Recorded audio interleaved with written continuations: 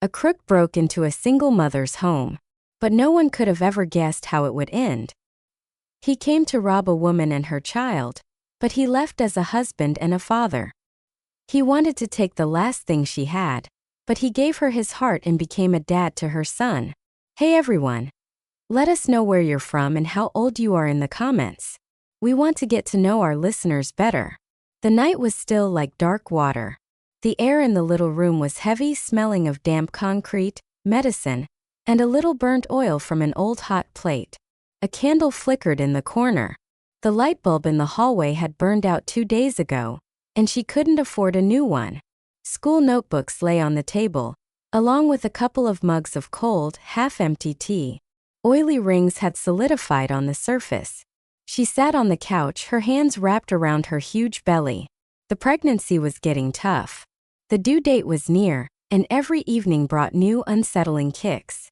Lately, contractions came more and more often, but she endured them, hiding her grimace of pain. She didn't want her son to see her weakness. Her 6-year-old boy slept in the next room, his face buried in an old stuffed rabbit. The window was covered with cardboard to block the draft, and the room had a stale, dusty smell. She listened to his breathing, steady, warm, and childlike, and in that sound she found the only thing that kept her going. A knock on the door sounded so loud the candle flickered, and her heart dropped to her stomach. Nobody ever came by this late.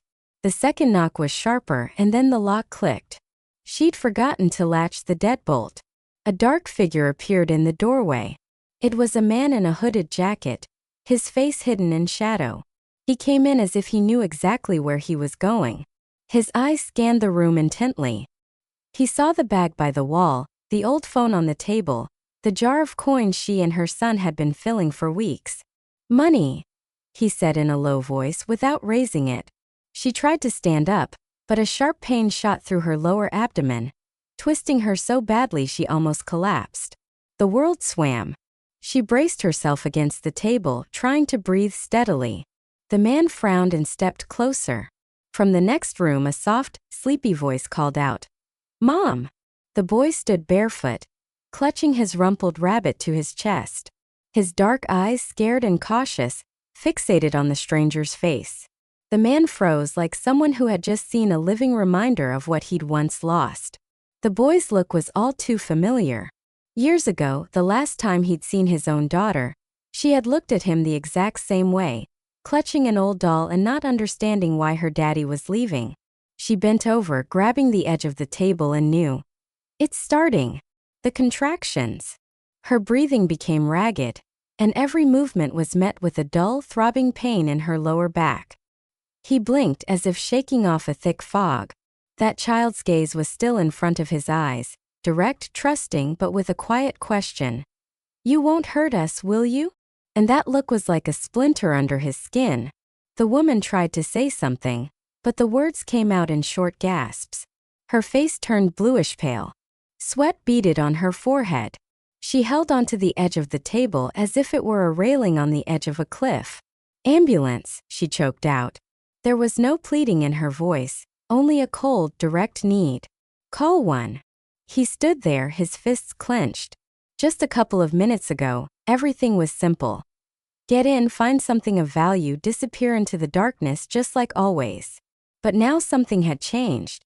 Maybe it was her voice, tired but firm, or maybe it was the little boy with the toy, looking at him the same way his daughter had when he walked out the door for the last time.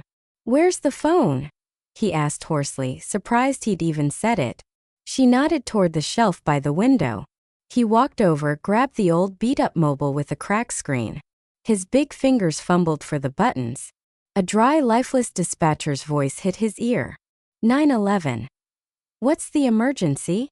He quickly gave the address, heard the confirmation, and hung up. His fingers were shaking. From the cold or from something else? He didn't care to find out. The boy was still standing in the doorway, barefoot on the cold linoleum. "Mom, is he a good guy?" he asked quietly, almost a whisper. The words hit him deeper than a punch. The man coughed and looked away. A good guy. When was the last time anyone had called him that? He walked over to the woman, helped her put on her worn-out coat, and zipped it up over her belly, holding her by the elbow. She was breathing heavily, gritting her teeth often. A contraction hit, and he could feel his whole body tensing with hers. They went down the narrow staircase, dimly lit by a single bulb near the entrance. Snow was falling quietly in big flakes, settling on her shoulders, on his hands. An ambulance was waiting in the yard, its lights flashing. He helped her into the back, and the doors of the vehicle closed, cutting off her labored breathing from the night. All that was left was the sound of the engine and a feeling of emptiness next to him. The boy reached for his hand. He took it without even thinking. The little fingers were warm and gripped him so tightly, as if their lives depended on it. Back in the apartment, he found a mug, poured some warm water, and put a piece of bread on the table. The boy sat down, still hugging his stuffed rabbit. He ate in silence, but every now and then he'd throw a quick glance at him, as if to make sure he wouldn't disappear. "Will Mom come back?" he asked softly. There was no hysteria in his words, just a cautious belief. "She'll be back," he said, not even knowing where the certainty came from, and he caught himself saying a word he'd wanted to believe in for a long time. Without its owner, the apartment felt foreign and too quiet. Only rare sounds came from the basement, a dull dripping faucet or a distant, slightly vibrating echo from old pipes. On the windowsill, the candle was burning down, and its light made everything around it seem even more fragile. He sat on the edge of the couch, holding a mug from which a faint steam rose. The boy settled down next to him, resting his head on his lap and tightly clutching his old, worn-out rabbit. The toy's fabric was smooth from wear, one ear was slightly torn, but it was clear from how the boy held it that this was his only protection. The burglar caught himself sitting motionless for several minutes, afraid to even move so he wouldn't wake the child. Felt strange. He, who never stayed in anyone's apartments for longer than he needed to, now felt glued to this couch. His eyes caught on the shelf above the table. Amid the dust were 3 photos in cheap plastic frames. In one, the woman was still very young, with her husband in a work uniform and a little boy of about 2, laughing so hard it seemed you could hear it in the photo. In the second, she was alone, in a warm shawl, holding her son's hand in front of a dilapidated yard. The third was the oldest, a wedding photo yellowed with time. He stood up and went closer. The man's face in the first photo suddenly looked suspiciously familiar. It wasn't that he knew him personally, but that direct, warm, slightly squinting gaze. He had once seen it on a senior coworker before his whole prison story. The realization sent an unpleasant chill through his chest. Outside the window, snow was falling in big, heavy flakes. The moon would disappear and then reappear from behind the clouds, casting a pale light on the old furniture. In places like this, time stretched differently. Slowly, as if someone were holding it by the edge and not letting it move. He sat back down. The boy was already asleep, but his fingers were still holding a tight grip on his jacket, and the small hand's grasp was both strange and familiar. It was the same way his daughter had once held him. On that night when he left, closing the door behind him forever, the memory rushed back like a gust of cold wind. He remembered that day. The small dorm room, the suitcase by the door, his daughter's sidelong glance. His ex-wife stood nearby, dry and harsh, not screaming, but every word hurt more than a punch. He already knew then that things were headed for a breakup, but he never thought he'd see his daughter take a step back, hugging her doll to her chest, as if she needed to protect herself from him. Since then he hadn't seen her and hadn't even tried. In his heart, he justified it by telling himself it was better for her. In reality, he was just afraid. Afraid that he would see the same cold wall in her eyes that he had built himself. Now, sitting in this apartment among a stranger's things, he found that those same eyes belonged to the boy who was clinging to him as if he were family. And it tore something inside of him that he had long tried to forget. The clock on the wall ticked quietly. A door creaked somewhere behind the wall. One of the neighbors was going out for water. Then silence again. He listened, but there were no sounds from the street. The city seemed to be sleeping soundly tonight, not interfering. Thoughts of the woman wouldn't leave his mind. He pictured her there in the hospital, alone amid the bright lights, the nurse's cold hands, and the doctor's curt commands.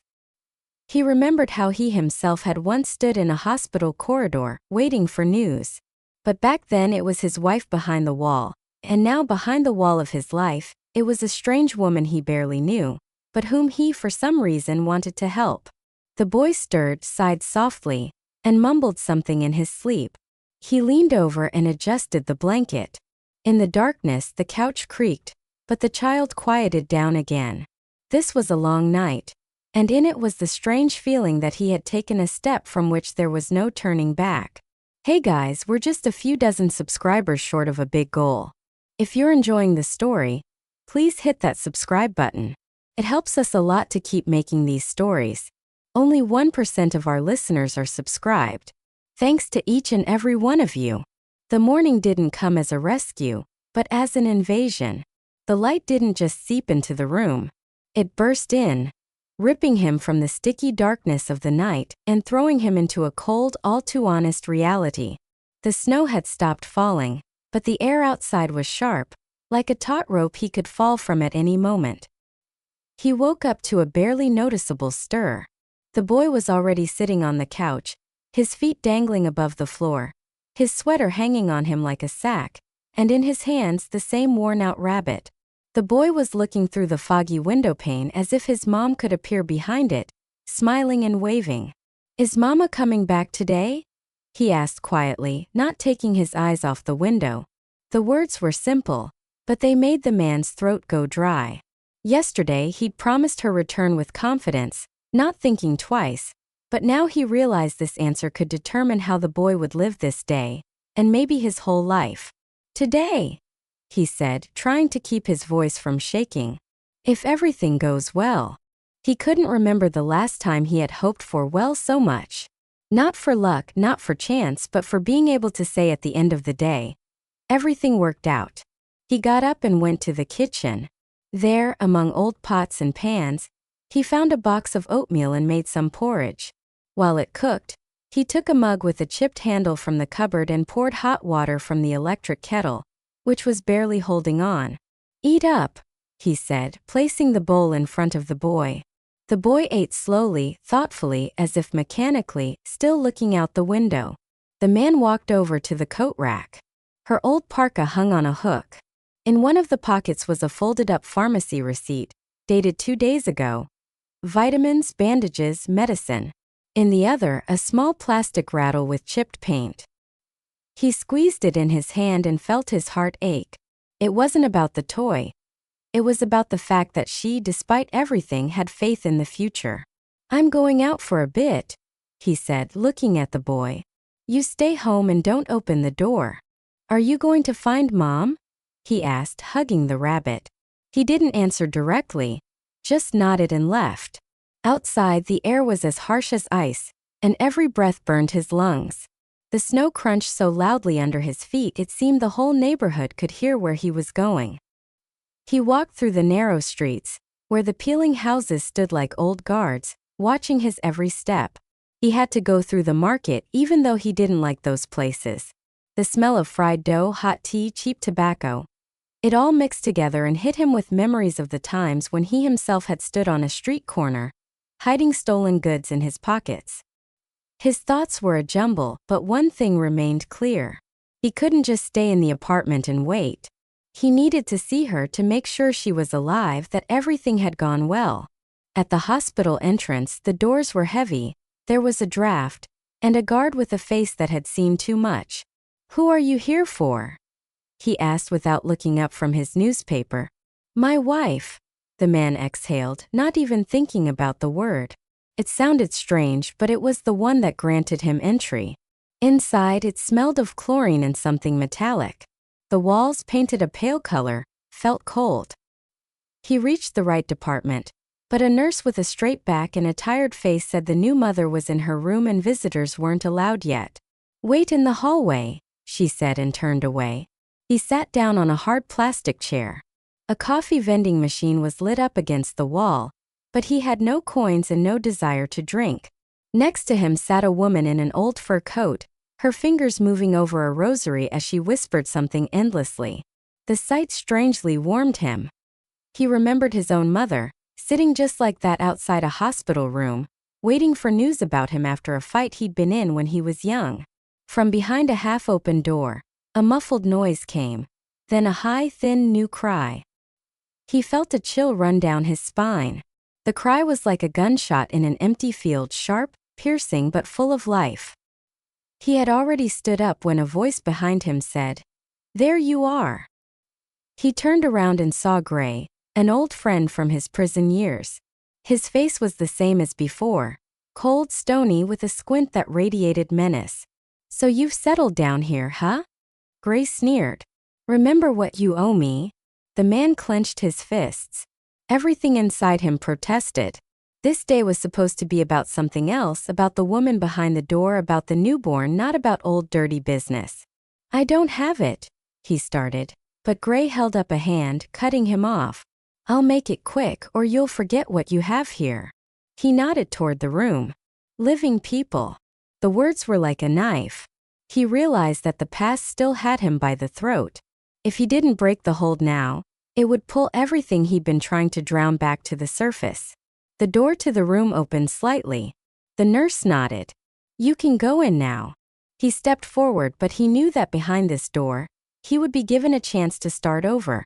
And in the hallway behind his back, a man was waiting, ready to destroy that chance. Okay, so the fifth part, I'll make it even more detailed with a thick atmosphere, expanded details, internal monologues so that it's both emotional and tense. We'll see the first meeting after the birth, her state, his internal breaking point, and the moment the past bursts in at the most vulnerable time. The room greeted him with a silence so thick it seemed to have a life of its own. Everything sounded different here. The quiet, steady beep of machines, the barely audible rustle of blankets, the calm, almost musical rhythm of the baby's breathing. The smell of sterile coolness, fresh linen, and something new. Something that smelled like spring itself had entered the room with the child. She lay on the narrow hospital bed, a folded blanket under her back. Her hair was damp, tangled, and stuck to her temples. Her lips were dry and cracked, but her eyes shone so brightly that the light seemed unnecessary. On her face, exhaustion and pride were intertwined, like someone who had endured a storm and returned victorious. Nearby, a tiny bundle slept in a transparent bassinet. Its cheeks were a soft pink, its nose was tiny, and its fingers were smaller than matches. The baby lay there, its little hands slightly curled up, its breathing as quiet as the rustle of pages in an old book. He stopped by the door, and something inside him tightened. He felt that this threshold was a boundary between worlds. Beyond it was a life he never had a right to. A life where there was room for warmth and trust. He was afraid to take a step, because one wrong look, one clumsy word, and he'd be thrown back into the cold place he came from. "Hello." She was the first to break the silence. Her voice trembled, not from weakness, but because she hadn't expected to see him. "You came." He took one step, then another, and each step felt like he was walking through thick mud. "Just wanted to make sure everything was okay," he said simply. She looked at him as if trying to figure out who he really was. "Everything's fine," she said softly, and her gaze shifted to the baby. "It's a girl." The word girl hit him unexpectedly hard. He remembered his own daughter, her laughter, her first steps, the doll in her hands, and the day he left, leaving a door behind him that he never dared to open again. "Would you like to hold her?" she asked, nodding slightly toward the bassinet. He froze. Something in his chest clenched, and his palms became dry and heavy, as if filled with lead. But he approached cautiously, as if he wasn't holding a baby, but a fragile secret that he mustn't scare away. He picked up the baby. She was light, warm, and smelled, in a special way. A mix of milk, warm skin, and something that couldn't be put into words. The baby was sleeping, sometimes wrinkling her forehead as if she were having her first dream. He felt a wave rise inside him that he couldn't hold back.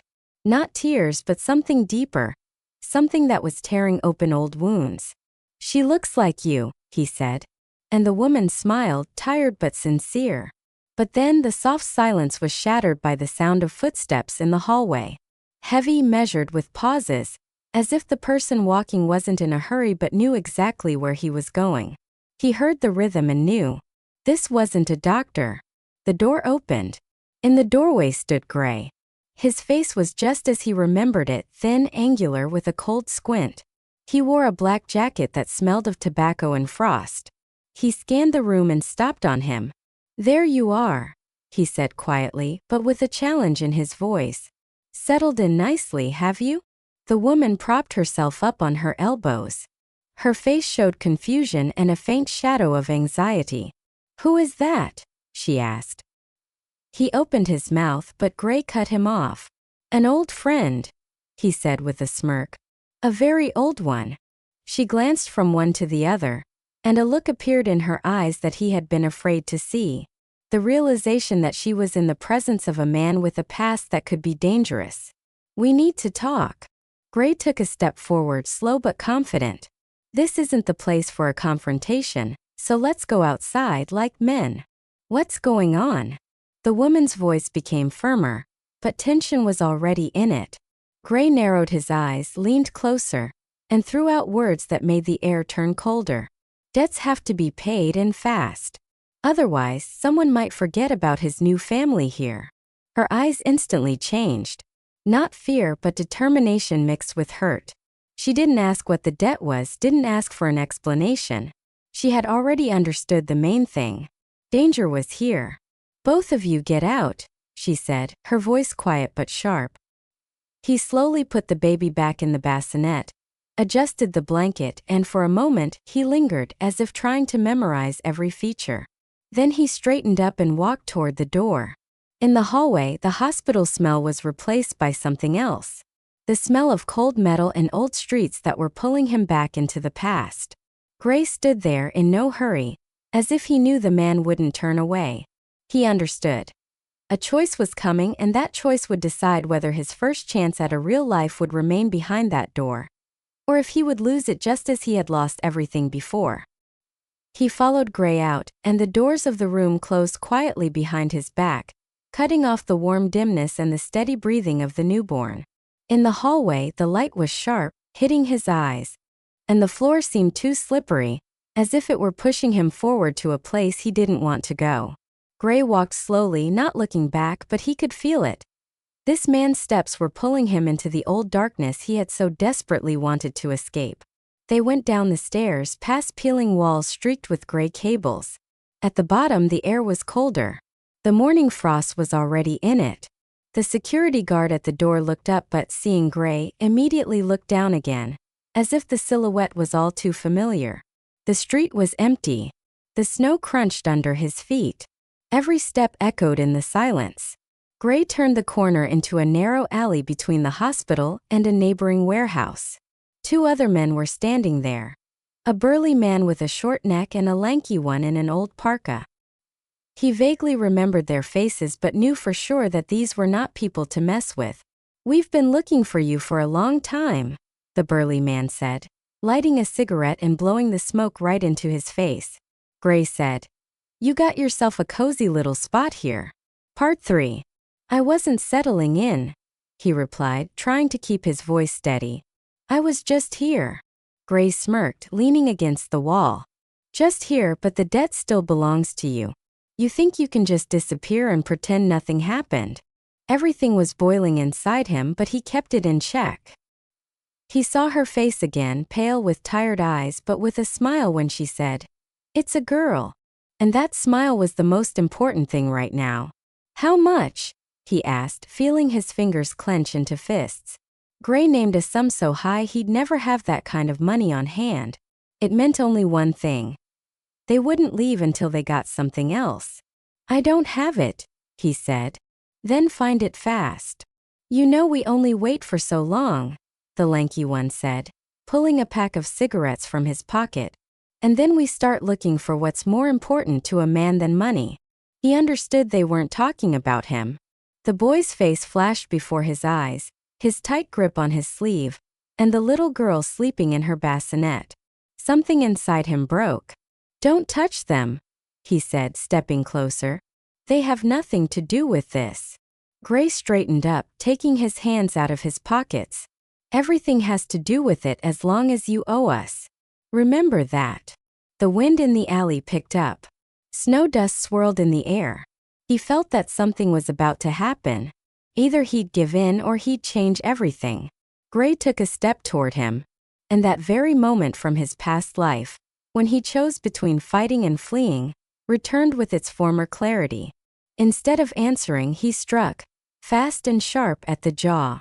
The burly man lunged forward, but he managed to push him away, step aside, and break for the alley entrance. Shouts rang out behind him, the sound of scrambling footsteps in the snow. He ran, and every breath was like a knife in his lungs. He burst onto the street, vanished among the few passers-by, and turned toward the old garages. It was quiet there, only the wind rattling rusty doors. He leaned against a wall, trying to catch his breath. The boy's eyes and the girl's delicate face were all he could see. He knew he didn't have time. Either he solved this problem for good, or they would come for what he couldn't afford to lose. He walked back to the hospital, but with a different feeling. Inside was not just the desire to see them again, but a resolution. He knew night would come, and he would go to a place he never wanted to go, to once and for all close the past that threatened their future. When he entered the building again, the corridors seemed different. The hospital noise muffled everything, but all he heard inside was one rhythm: determination. At the room, she was sitting with the baby in her arms. The boy must have stayed with a neighbor.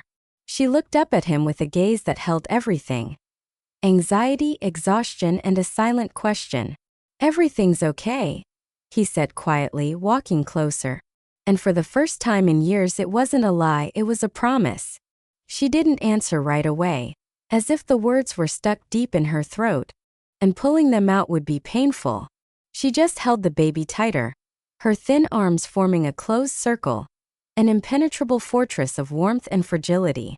The baby made a soft sucking sound, and that tiny breath seemed to be the only sound allowed to exist there. He sat on the edge of the chair, cautiously, as if afraid that any movement would disrupt this fragile balance. He stayed silent for a long time, looking at her face. The light from the window fell on it in soft stripes, carving pale cheekbones, dark shadows under her eyes, and the tired curve of her lips out of the dimness. Her exhaustion wasn't from just one day. It carried the accumulated weight of months, maybe even years of struggle. But behind that exhaustion, he could also see strength, calm, quiet, but unyielding, like someone who knows how to stay on their feet, even when everything around them is falling apart. He saw that she wanted to ask something, that words were on her lips, but she was holding them in like holding a fragile object, afraid to let go too soon. The silence between them wasn't empty. It was thick, saturated with layers of unspoken words, where questions, hurt, fears, and hope swirled. "Where were you?" she finally asked. Her voice was quiet, without harsh notes, but he could feel the contained anxiety. He looked away, as if searching for a rescue on the white wall with the faceless hospital clock. Old habits told him to make up something simple, something that wouldn't lead to more questions. But he realized that if he lied now, he would close the barely open door through which they had only just begun to see each other.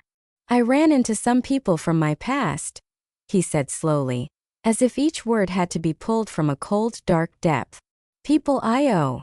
She was silent. Her fingers, which had been stroking the baby's back softly and rhythmically, now moved a little more sharply. "And?"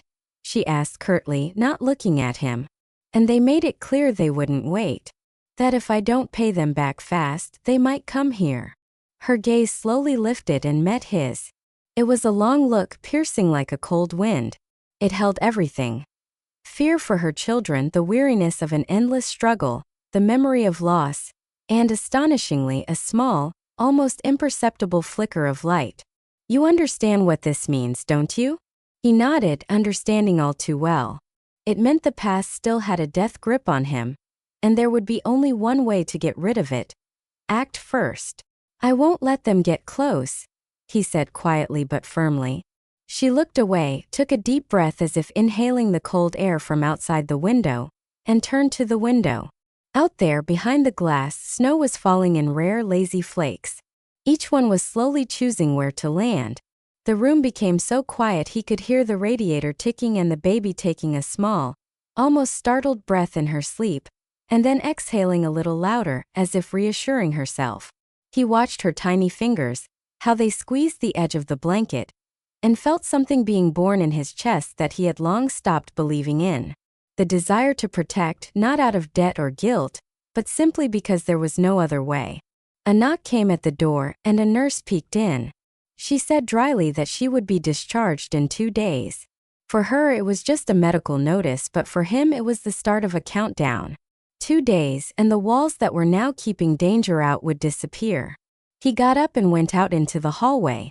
It smelled of medicine and cold metal.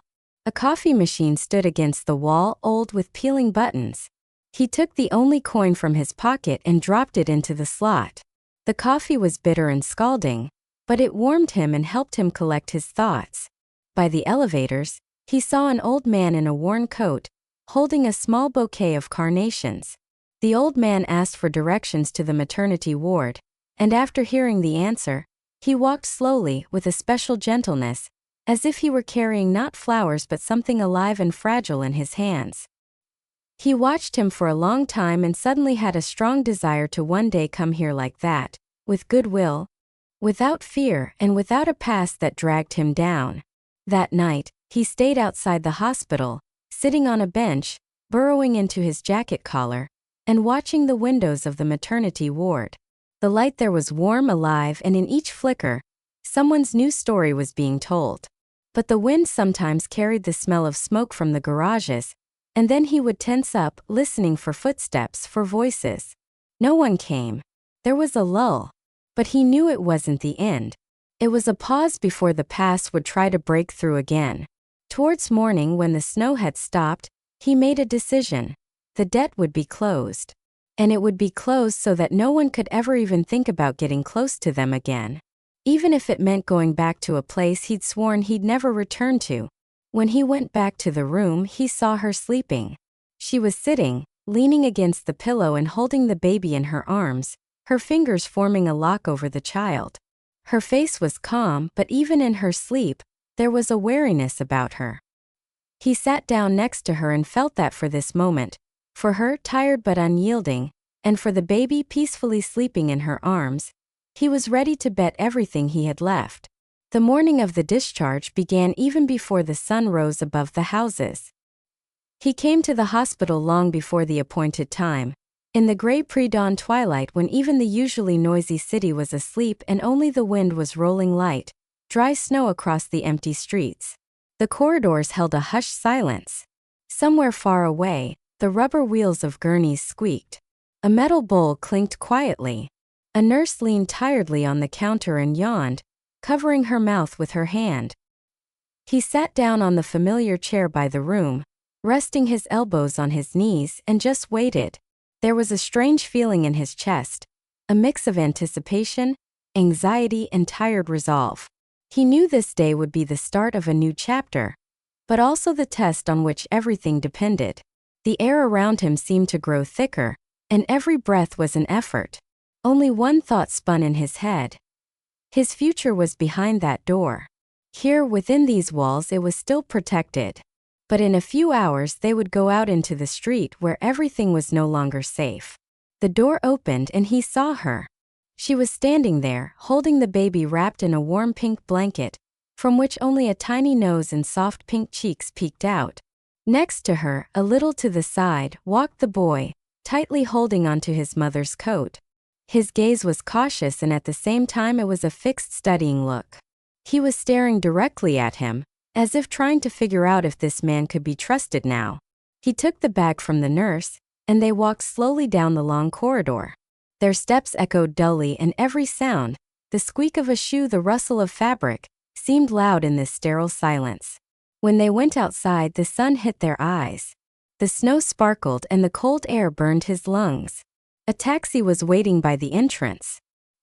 He helped her get in, settled the boy, and carefully passed the baby to her. The car pulled away, and he couldn't get rid of the habit of checking the mirrors. An old instinct honed over years. He noted every street intersection, every parked car as a possible danger. At home they were met with silence and cold. During her absence, he had only been there twice to check if everything was in place. But the smell was different. Uncomfortable, empty, soaked in anticipation. He put down the bags, helped her take off her coat, and carefully moved the baby to her crib. The boy immediately ran to his room, got his crayons and started drawing something. She sat down on the couch, took a mug of tea, and stared out the window for a long time without saying a word. He understood there was still an invisible wall between them. She knew that during these days, he hadn't just been waiting for her at home. She felt he had faced something she probably didn't even want to know about. The boy came back and handed him a sheet of paper. On it, he had drawn all of them. Himself, his mom, his little sister, and him. A sun was above their heads, and green grass was beneath their feet. There was something simple and pure in the drawing, something he hadn't seen in a long time. "Is this us?" he asked.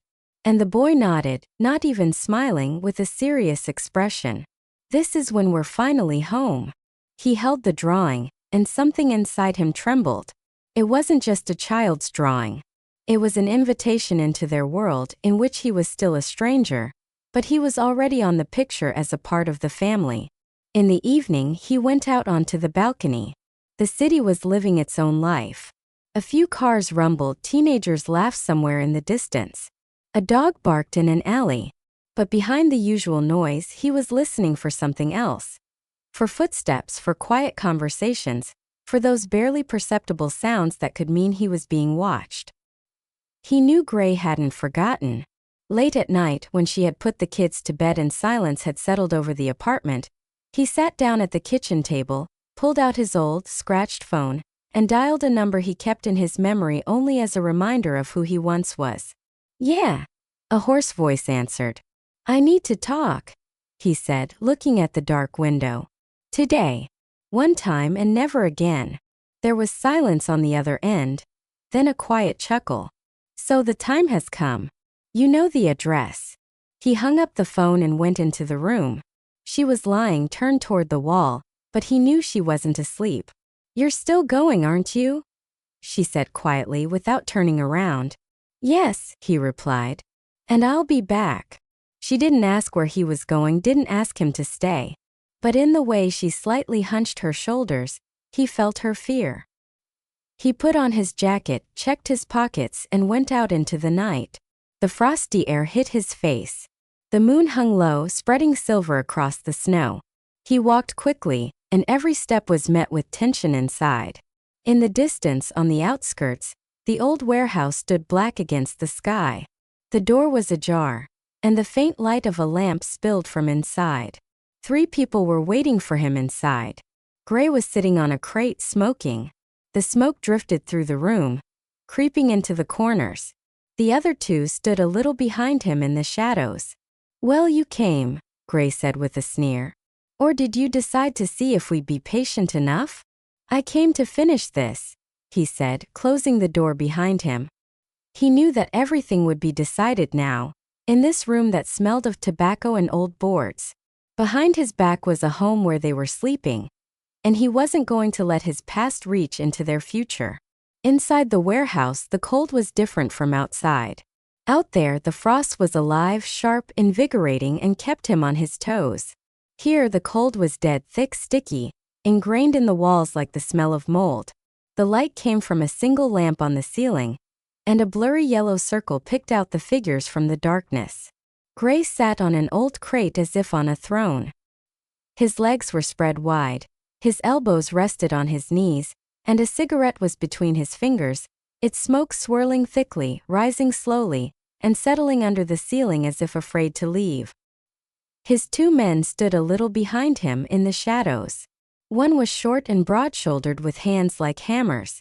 The other was tall and gaunt, with a cold face on which not a single muscle moved. Their eyes were fixed on him. Every gesture, every breath was registered. These were men who didn't ask questions. They followed orders. He closed the door behind him slowly, but made sure the lock clicked clearly, as if setting a barrier between the past and the future. He stood for a few seconds, letting his eyes adjust to the dim light. Everything here was painfully familiar. The smell of cheap tobacco that had soaked into the boards and walls, the quiet creak of old floorboards, and Gray's dull, bottomless gaze, which held neither anger nor friendship, just a cold assessment like a man weighing merchandise. "Well, speak." Gray was the first to break the silence, giving a slight nod, as if doing him a favor by allowing him to open his mouth. "What? Did you come? Or did you decide we'd been waiting for you long enough?" "I came to finish this," he said calmly, without any pressure. Gray smirked, but a shadow of interest flickered in his eyes. "You've always had a way with words, but pretty words don't pay debts." He took a step forward. In the same second, the two men in the shadows shifted slightly, like two dogs tensing up before a lunge, but he didn't look away. "I don't have the money," he said softly, but loud enough for everyone in the room to hear. "But I brought something that will close everything between us once and for all." Gray raised an eyebrow. "I love a good mystery. What is it?" He pulled a thin, stiff envelope from the inner pocket of his jacket. The paper was slightly crumpled but dry. He placed it on the crate in the yellow circle of light, as if making a move in a game where a mistake cost you your life. "This?" Gray nodded toward the envelope, but didn't rush to take it. "Information," he replied, "about the people you consider your own." The room grew quieter, even though the silence was already thick. Gray finally took the envelope, opened the flap and pulled out the first few sheets. His eyes scanned the lines and his expression changed. It became the way he'd only seen it a couple of times in his life, wary and slightly malicious, like a wild animal that has smelled a trap but hasn't yet decided if it has been sprung. "Where'd you get this?" Gray's voice became quieter but sharper. "From a place you can't reach," he said evenly. "You know it's worth more than any money." Gray looked at the pages for another couple of seconds, then neatly folded them, put them back and sealed the envelope tightly. He tossed it onto the crate next to him. "Let's say the debt is closed," he said. "But if I hear even one dash, you won't hear about me," he interrupted. "Because for you I no longer exist." Gray smiled slightly, but there was no joy in the smile. He just nodded, and it was a sign that the conversation was over. He turned and walked toward the door. The two men in the shadows moved aside. His steps echoed with a dull thud, and with every foot, he felt the tension ease but not disappear. His back burned. He knew Gray was watching him until he reached the exit. He opened the door and the frosty air rushed in, washing away the smell of tobacco and dust. He inhaled deeply and the cold seemed sweet, but he understood that everything would truly be over only when he returned home, closed the door behind him, and saw them alive and safe. He stepped out into the night, and the snow crunched under his feet, like a greeting to a new stage of his life. Ahead was a long walk home, and every step was no longer a flight from the past, but a movement toward those for whom he had risked everything today. He walked slowly through the empty streets, even though something inside was urging him to hurry. He wanted to get to them faster, to make sure their faces, their breaths, their voices were not an illusion, not a dream.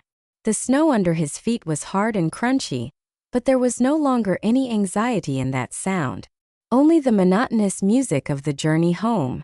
The wind drove light snow flurries across the asphalt, and every time he turned up his collar to protect himself, he saw the face of the little girl sleeping in the pink blanket and the boy with his drawing where they were all together. The yard was quiet. Only the streetlight by the entrance cast a yellow spot on the snow, and in that light, every footprint looked fresh. He instinctively checked. There were no new footprints leading to the entrance.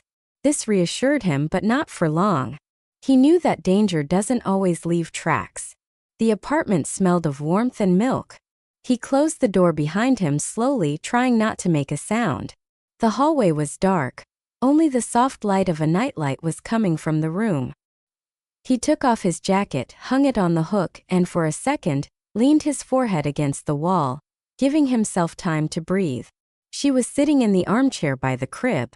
The girl was sleeping, her tiny fists curled up, and the boy was curled up on the couch, hugging his rabbit.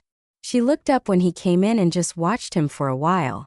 In that gaze was everything: exhaustion, weariness, a silent question that was a mix of "Where were you?" and "Always come back." He came closer and knelt next to the armchair. "It's over," he said quietly. "They won't come anymore." She didn't ask how it happened. She just exhaled deeply, and the exhale was like the shedding of a heavy burden. Her hand came to rest on the back of the chair, so close to his shoulder that he could feel the warmth. "Are you sure?" she asked anyway. But there was no doubt in her voice, only a cautious hope. "I'm sure," he nodded. "Now it's just us." The boy stirred in his sleep, mumbled something, and hugged his toy tightly again. The girl sighed softly, and for the first time in a long time, he felt that this sound, a child's breath in the stillness of the night, was more important than any words, any explanations. They sat there together, not moving for a long time. The nightlight cast soft shadows on the walls, and nothing dangerous was hiding in those shadows. He understood there would still be difficulties ahead, but today he had returned. He hadn't just returned physically. He had returned to a place where he was expected. When the first signs of dawn appeared outside the window, he stood up, went to the window, and pulled back the curtain. The city was living its normal life. A few cars, sleepy figures of passers-by, the first morning smoke from chimneys. And in this familiar morning noise, he heard the most important thing. In this apartment behind this door he was finally home. He turned around. She was asleep, leaning back in the armchair. The little girl was quietly sniffing in her crib, and the boy was on the couch with the same rabbit. The picture was simple, but for him, it was the very ending he hadn't dared to hope for when he entered that dark warehouse. And he understood that everything that had happened before this night, before this morning, had been left on the other side of the door he had closed behind him forever.